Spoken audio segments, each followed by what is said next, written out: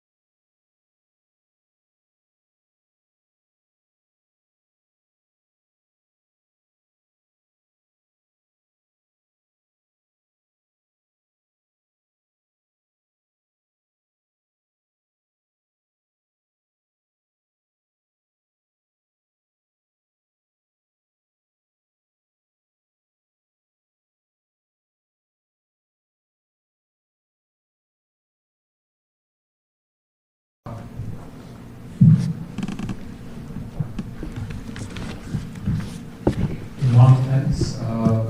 It's a great pleasure for us to have the Honorable Executive Minister of India, Dr. Jaishankar, with us for this brief press introduction. We'll start with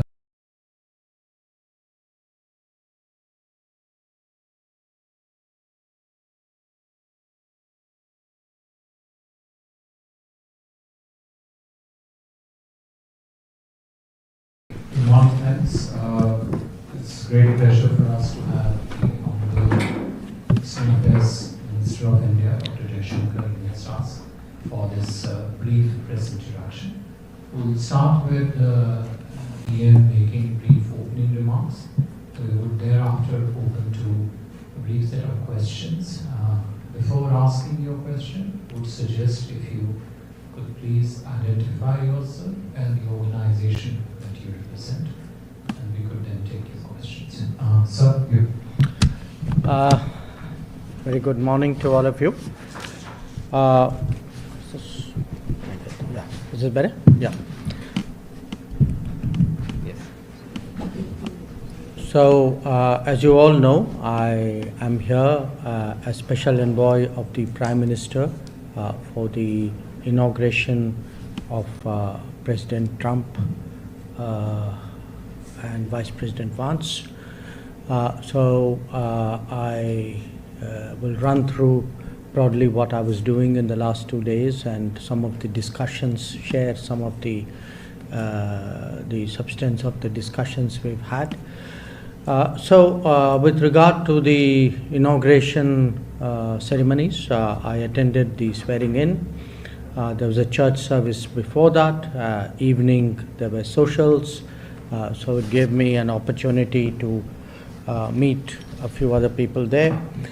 I had an occasion to meet the Secretary of State, and since he was confirmed, we had a bilateral meeting yesterday at the Department of State. And there was also a Quad Foreign Ministers meeting because all the Quad Foreign Ministers were here for the inaugural. Separately, I met National Security Advisor Mike Waltz. I had met him in December when I came. During the course of my stay, I also had the opportunity to interact with Speaker Johnson, with Majority Leader Senator Thune. I made the acquaintance of 6 cabinet members of the incoming of the administration which has come in. So that's broadly in terms of the activities of the last 2 days. If I were to share my overall impressions, I would say one, it was very clear that the Trump administration was keen to have India present at the inaugural itself, and they're clearly prioritizing the bilateral relationship.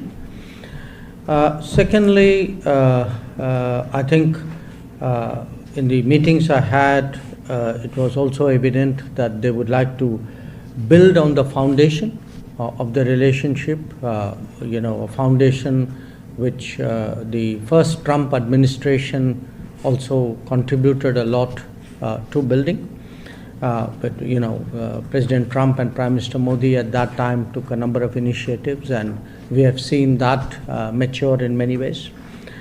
And the third impression was with regard to the Quad.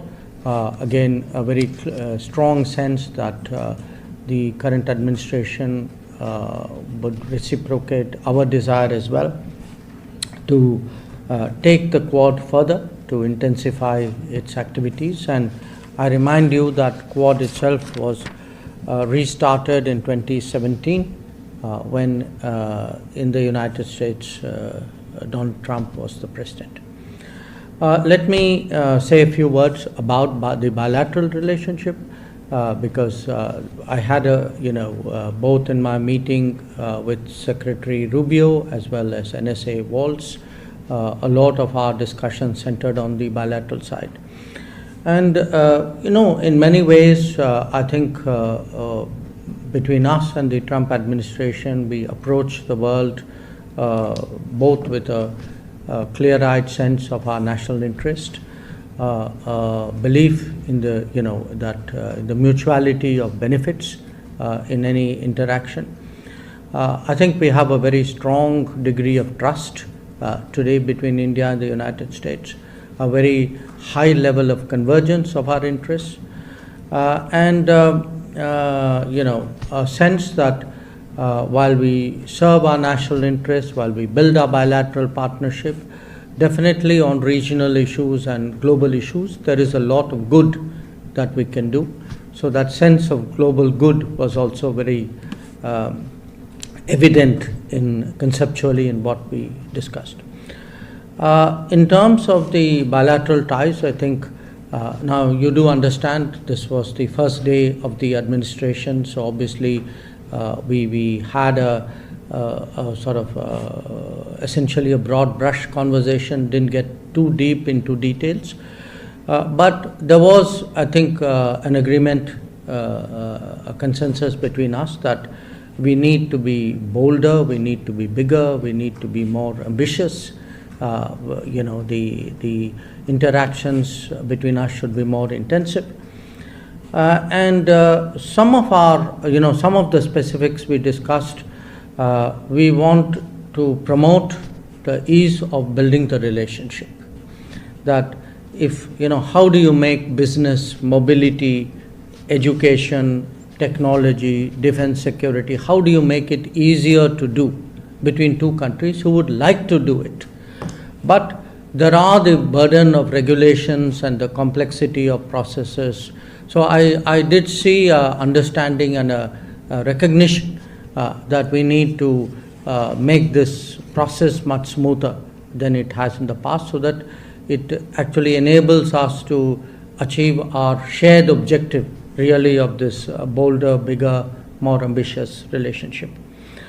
When it came to various regulations and processes, I also flagged some concerns which are very widespread in India about delays in visas, and the relationship is not well served if it takes that many days for people to get a visa, because ultimately those visa delays do impact business, they do affect tourism, they in many ways constrain the people-to-people interactions, which is the foundation of our relationship. When I spoke about the strong trust between us, I think we would like to translate that trust more and more into an actual partnership. So whether it's technology, whether it's an industrial partnerships, education, defense, security, really we are open in all domains. I think today the enthusiasm and the levels of comfort are very strong between India and the United States. So it was really a question, we were competing with each other to say, look, how much faster, how much further we can take this relationship and how best we can do that. Just want to say a few words about the Quad as well, and then I'd be happy to respond to any questions or comments you have. For Secretary Rubio and Foreign Minister Iwaya of Japan, this was the first Quad meeting that they were attending. Minister Wong, Penny Wong, and I had done quite a few before. So in a way, it was a sort of a stock taking of the Quad. So each one of us came in with, where we thought we were. But there was a very, I would say, animated exchange of ideas. And the sentiment in the room was very much that, Quad is a collaborative activity. And therefore, it's important to continuously refresh it, to keep doing more and more, to keep adding substance. And I think we ended on the note that this year India would be hosting the Quad Leaders Summit. So between now and the summit, what are the new ideas, the fresh activities that we could contemplate? So we felt that this was something which our team should get to work to, and we ourselves as ministers committed ourselves to monitoring it and meeting as required. Where the Quad is concerned, I would say the fact that the Quad Foreign Ministers meeting was held on the first day of the administration at work, literally within hours of Secretary Rubio being sworn in. I think in a way the meeting itself was the message. So we all sort of noted that and proceeded accordingly. So this was broadly, what's been the activities of the last 2 days. I'm happy to respond to any questions that you may have. But overall, I again would say that, it's been for me a great honor to represent the Prime Minister and the Government of India at this important occasion. And I do think that, my presence here is not only a statement about the relationship, but has also been a very valuable opportunity to get off to a very early start. Thank you. Thank you, sir. We'll now take 2 to 3 sets of questions. We'll start with the first. Saurabh, Yashwant, Lalit. Minister, welcome to DC and a belated happy birthday to you.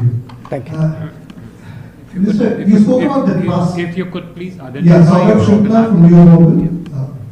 Minister, you spoke about the trust in the relationship, and that was clearly visible in the manner in which the US side accorded red carpet welcome to you for this inaugural. There is a sense that President Trump, and he's spoken about it many times, about a special partnership with Prime Minister Modi. How soon do you see a summit meeting happening between President Trump and Prime Minister Modi, and what agenda is in the works for that? Okay, sure. Yashwant. Thank you so much for doing this. Yashwant Raj for EAM S. I had the same question as Saurabh, but I wanted to ask you if you could confirm or deny a Reuters report that the two leaders could be meeting next month, or at least attempts are on to get them to meet next month. And two, in the State Department readout of your meeting with Secretary Rubio, it said Secretary Rubio raised something about irregular migration. I was wondering if that was another phrase for illegal people, Indians coming in illegally through the southern border of the country. Thank you. Lalit. Lalit Shah from Media Investors of India. Just follow up on what Yashwant said. There's news report coming out of India that India is working with the Trump administration to deport around 18,000 undocumented Indians. Can you confirm that? What kind of who told who's only deported from the US? And secondly, did any one of those officials of the Trump administration raise the issue which were the roadblocks in the relationship, the court cases that are going on about some Indian officials and Indian businessmen? Sorry, about? The court cases that are going on about Indian officials, former Indian officials, and the Indian businessmen. Oh, okay. The first question observation, Saurabh. Yes, I definitely, as someone who's been involved in the relationship for many, many decades, I would say that the levels of trust are very high, and not just because, in a way, the trust is a more systemic sentiment. I would also say there's a very visible chemistry between Prime Minister Modi and President Trump, and that also, in a sense, percolates through the system and reinforces that comfort and trust that you have referred to. So there was a very visible appetite to get this relationship moving, to do more, to raise the bar, set bigger goals. So that was the sort of feeling in the room. Now, in terms of your query about and what Yashwant also raised about possible meeting between the leadership, between the Prime Minister and the President.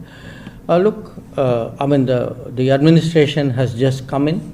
Understandably, at the moment, everybody is focused on the inaugural ceremony. I mean, they're also finding their feet and attending to the priorities of the day. But I mean, clearly there is an interest in taking the relationship forward. Now, the exact mechanics of it, as and when we have something to tell you, we'd be happy to share with you. But I do remind you that the Prime Minister had a very early phone call with President Trump, and that I had come last month and made the initial contact with the NSA.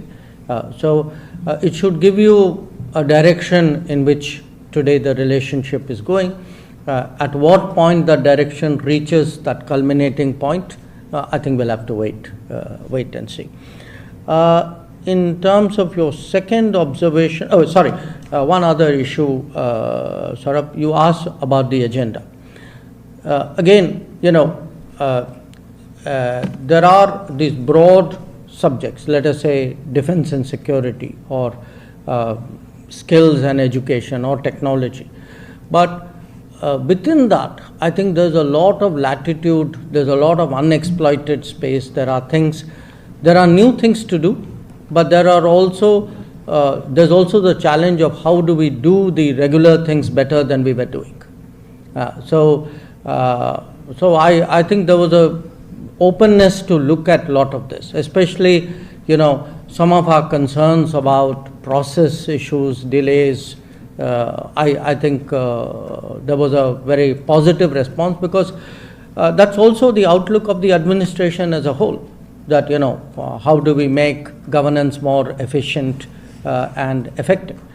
So if you have in the two countries really two leaders who are very focused on effectiveness and the quality and the speed of governance, efficiency of governance, naturally that is something which also percolates into the relationship as well. In terms of the reference you made, Yashwant, to the irregular migration, yes, we had a discussion on a range of issues, and one of the issues which came up was actually mobility of people. Now, we have a position on mobility which is a principal position, applies to all countries. As a government, we obviously are very much supportive of legal mobility, because we do believe in a global workplace.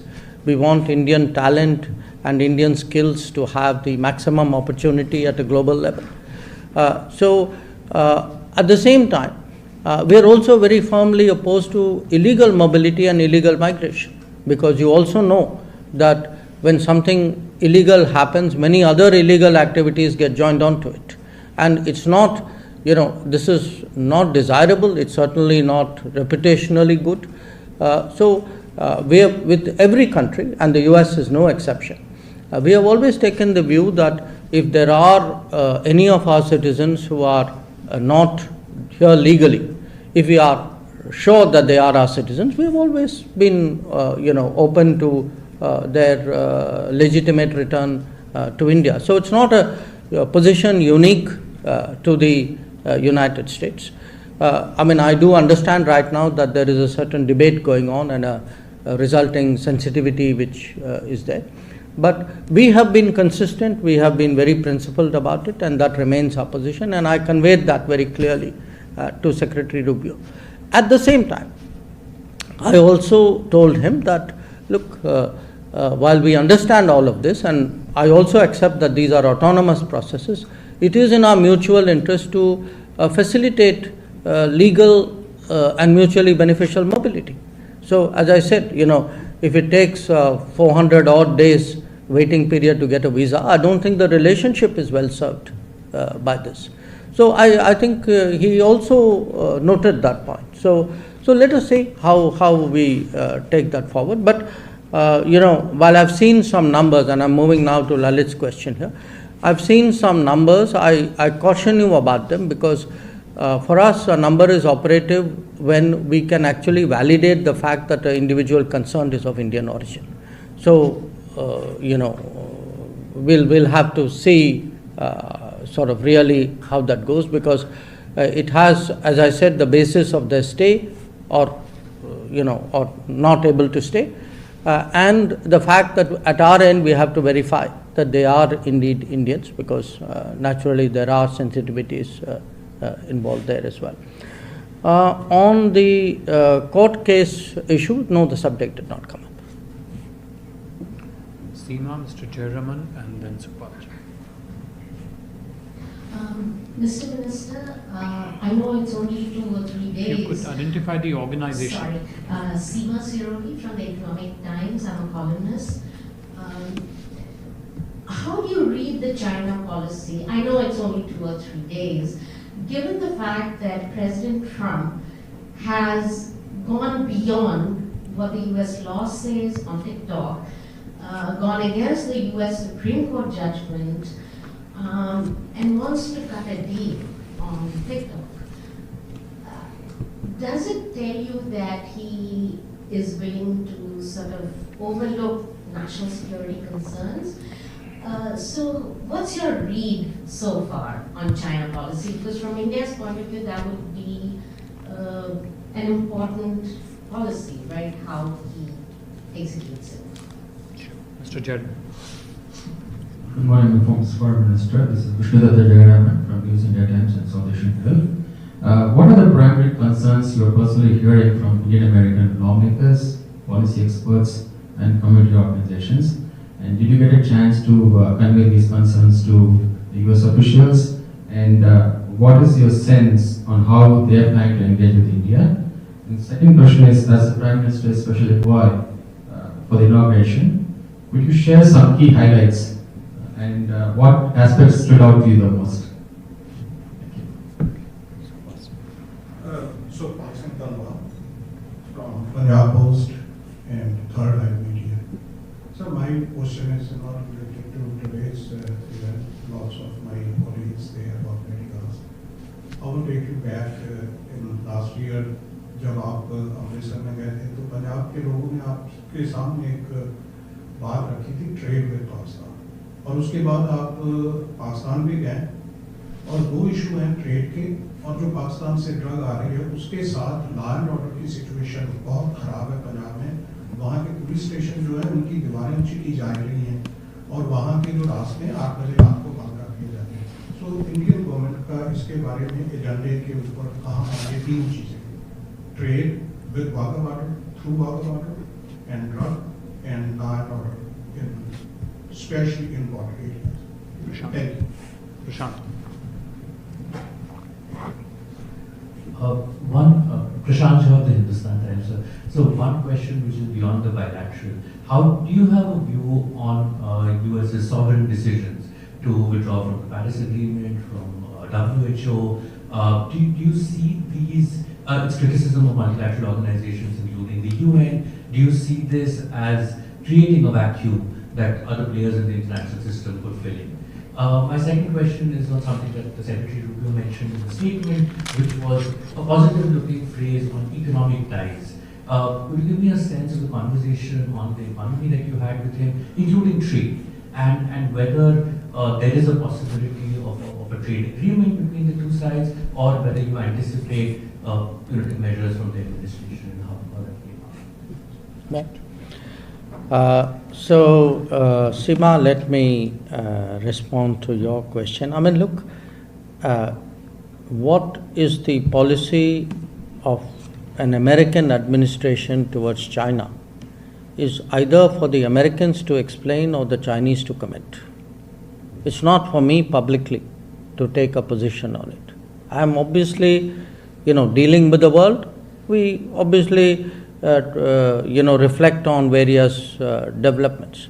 What I can say, as someone who's come here, interacted with, the key foreign policy figures of the administration certainly, is the positive sentiment they have for our country and for our relationship. If you ask me, okay, go beyond that, the bit I can share with you is, what we discussed during the Quad. And during the Quad, the sentiment was very clear that, the Indo-Pacific is a very crucial region, that it's important, that there is stability there is security there is respect for law. I think, some of it was very succinctly captured in that statement which was there. But beyond that, another bilateral relationship for me to comment publicly, I don't think really would be appropriate. Regarding Mr. Jayaraman, your question about Indo-American lawmakers, I did encounter, I sort of bumped into Mr. Thanedar at the inaugural ceremony. I think I saw Ami Bera at a distance, but I didn't really have an opportunity because, this visit, one entire day really was focused around the inauguration events, and yesterday on the Quad and the bilateral. So this is not an occasion where I can say anything more because I've not had a chance to spend time with them. On the inaugural highlights, look, I mean, to me, though I have been dealing with this country for more than 40 years, it was the first time I was myself at an inauguration. And obviously, it was something which was very impressive. As I said, I was there at the Rotunda observing the swearing in, and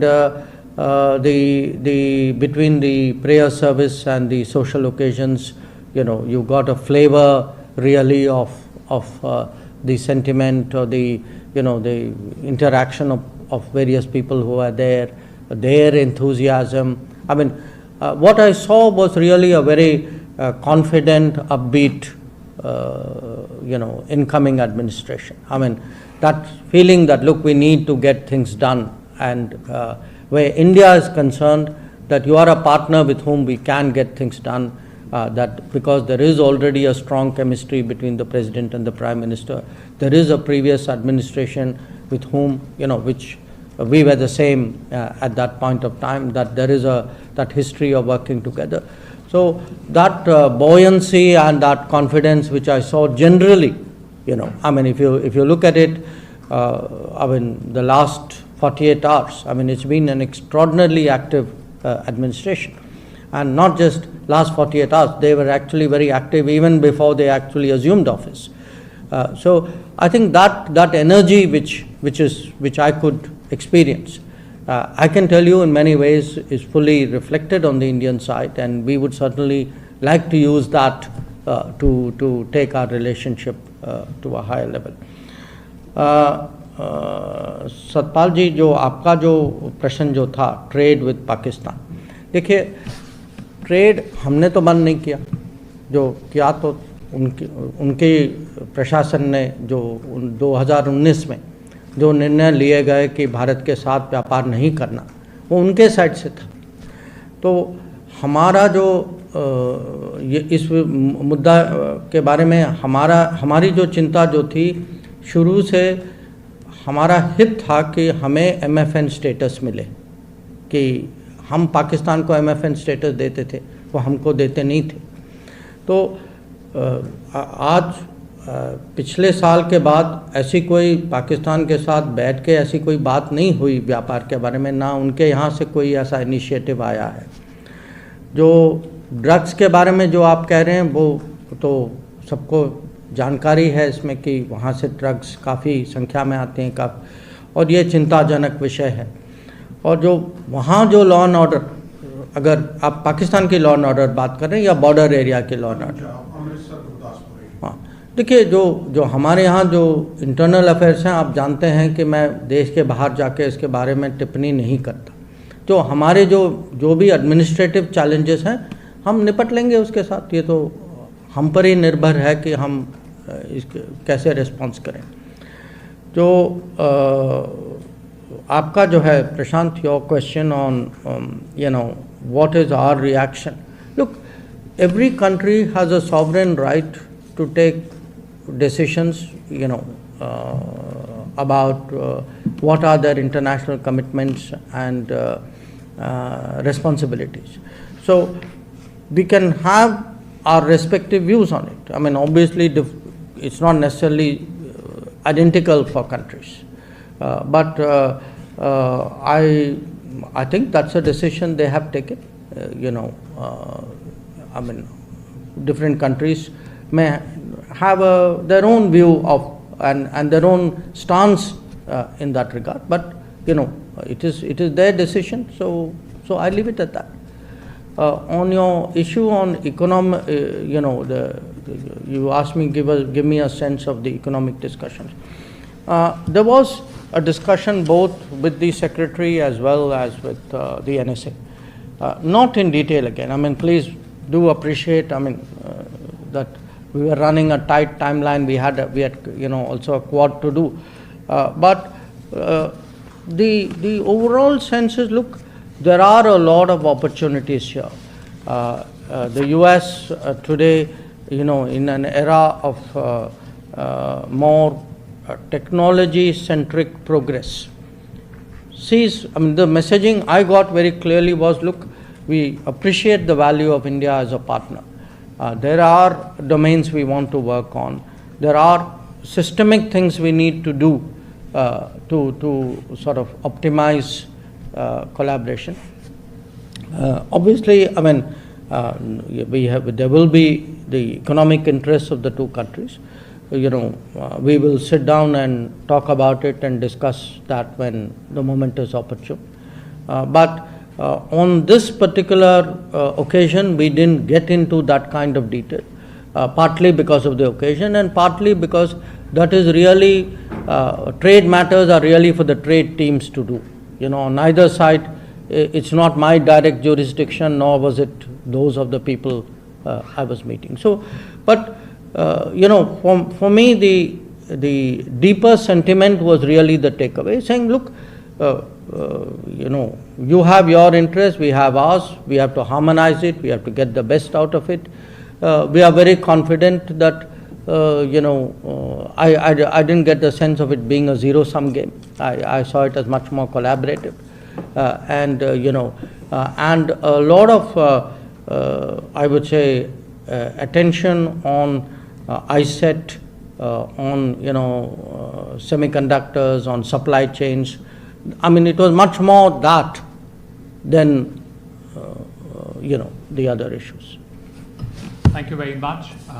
Mr. Prime Minister has another engagement. Okay, Ms. Poonam, I think got left out. No, last question. Sorry, we have another engagement here.